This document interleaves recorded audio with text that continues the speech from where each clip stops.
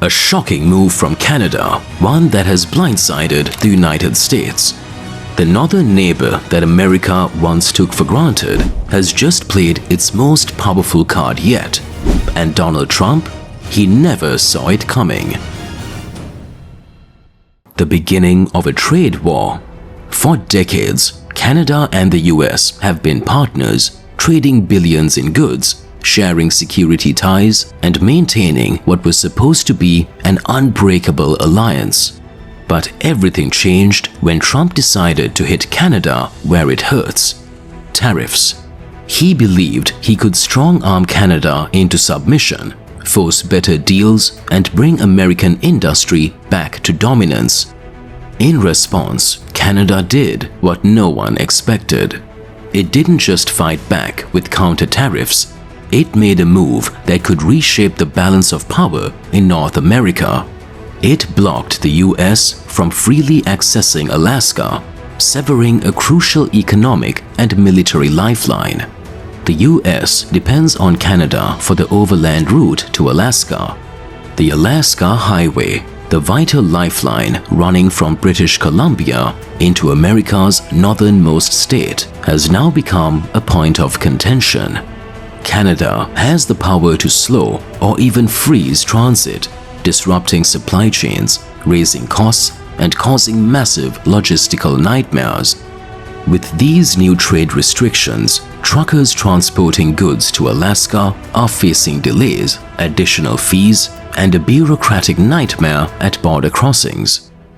The cost of shipping goods, food, fuel, and essential supplies has skyrocketed overnight, and the consequences, they are already being felt in Alaska first.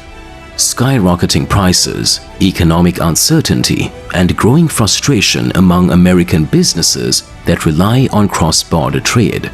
This isn't just about tariffs anymore. This is about who really holds the power in North America. Trump's miscalculation. Canada's economic rebellion. Trump bet big, believing that Canada, America's long-standing economic partner, had no choice but to comply. He thought tariffs would bring Canadian industries to their knees, forcing Ottawa to accept his trade terms. But what he didn't anticipate was Canada's ability to adapt and retaliate. Rather than cowering under economic pressure, Canada forged new alliances at an unprecedented speed. It accelerated trade agreements with the European Union, expanded exports to Asia, and solidified deals with Latin America. Suddenly, Canada was no longer just an economic appendage of the US, it was an independent global player. Meanwhile, American companies that relied on Canadian raw materials, automobile manufacturers, construction firms, and tech industries were left scrambling for alternatives. The sudden strain on supply chains sent costs soaring, and the very industries Trump sought to protect began suffering from his policies. The ultimate irony? While Trump positioned his tariffs as a way to put America first, they instead pushed one of America's closest allies into the arms of its competitors. Canada's economy didn't shrink under the pressure. It expanded into new markets, reducing its reliance on the US in ways Washington never imagined possible. New reports indicate that Canada's exports to the European Union have surged by double digits, and its trade relationships with Asian economies are reaching new heights. The Canadian dollar, once thought to be vulnerable to US pressure, has remained stable amid the crisis.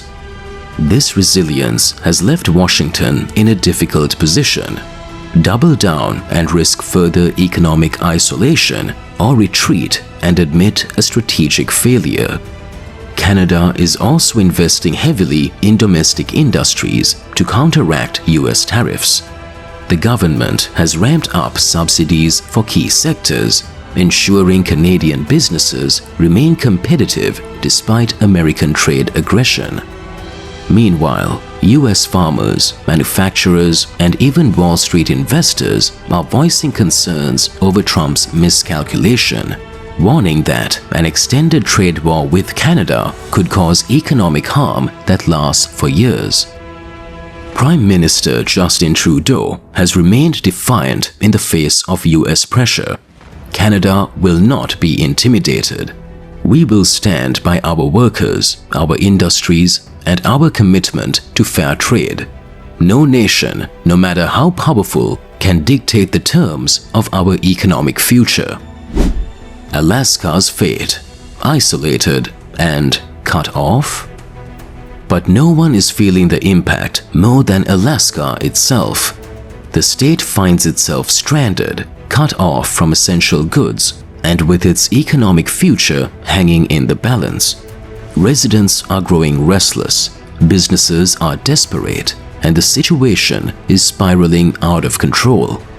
Alaska relies heavily on imports for food, fuel, and consumer goods, most of which travel through Canadian territory.